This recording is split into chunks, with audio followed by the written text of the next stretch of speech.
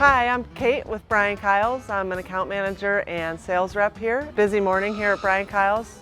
We have guys getting ready to get out into the field. They're doing some stretching. But one of the main things that we focused on this morning with two of our team members is snowplow damage repair. We go through our standard operating procedures on any service that we're doing training on. That's the first thing that we do.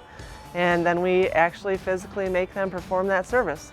So we basically picked somewhere at our offices and we went over to a spot on our property where there was some plow damage, and we basically made them go through all aspects of that service, from cleaning it up, removing any sod that's damaged, that's not viable to be replaced, and putting their soil, seed, fertilizer, and pen mulch down.